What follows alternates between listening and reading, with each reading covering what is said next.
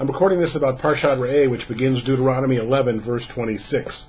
It begins by saying, Reah, behold, Anochi noten lifnechem, I put before you Hayom today, bracha uklala, I put before you blessing and curse. Bracha if you follow my ways, and klala, a curse if you don't.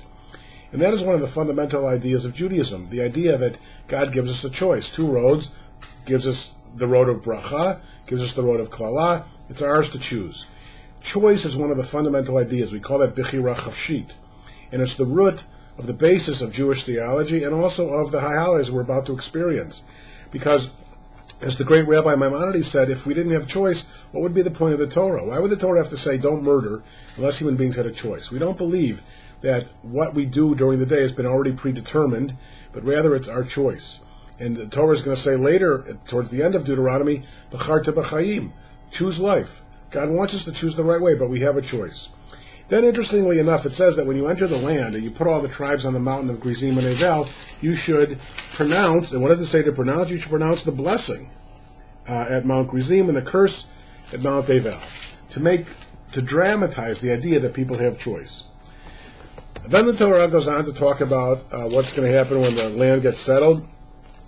And it says, in chapter 12, verse 8, you shall not act at all as now we act here, every man as he pleases.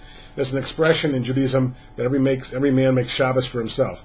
We don't do that. We don't believe that, some Jews believe you just do what you want, you decide what you want to do as a Jew.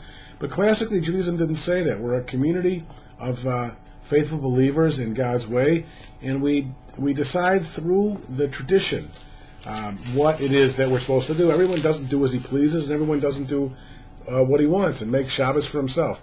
I know in America the big idea, of course, is individual choice and individual freedom and do what you want.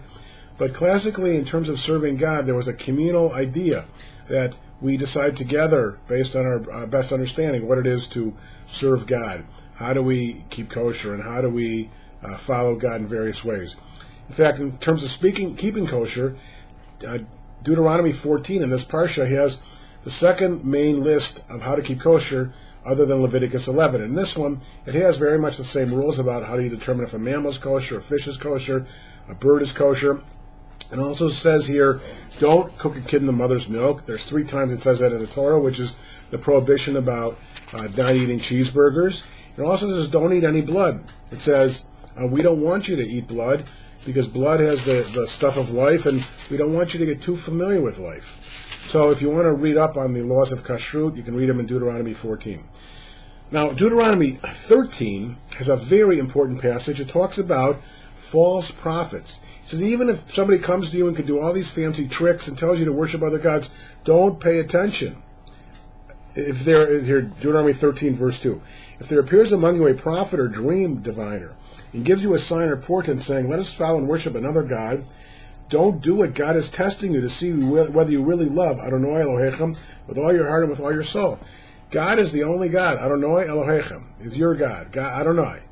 And if somebody comes and says, here, I could do all these fancy tricks, follow me, don't observe your God, don't pay attention, you're just being tested. And how many times in Jewish history has somebody come to us and said, look, I can do fancy tricks, and don't follow Judaism, follow me. In fact, I think you can clearly see that could be directly talking about Christianity in terms of, didn't Jesus come and say, I can do these miracles? Don't follow what you classically understood as Judaism, follow me.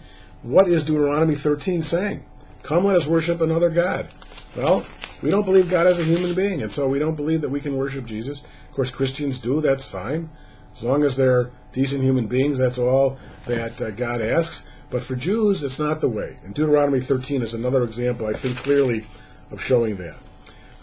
Then, chapter 15 is one of the most beautiful passages dealing with our responsibility to the poor. And it says that there will be poor among you. It says in verse 7, do not harden your heart and shut your hand against your needy kinsman. The idea of the responsibility of giving charity. And then finally, we have in chapter 16 a very famous passage that's read several times during the year, not just Parshat Reah, because it deals with the major biblical festivals starting with Pesach. So there's a lot of very rich material in this Torah portion, Parshat Reah. Read it. It goes all the way from where I said in chapter 11, verse 26, all the way through chapter 16, verse 17. Parshat Re'eh.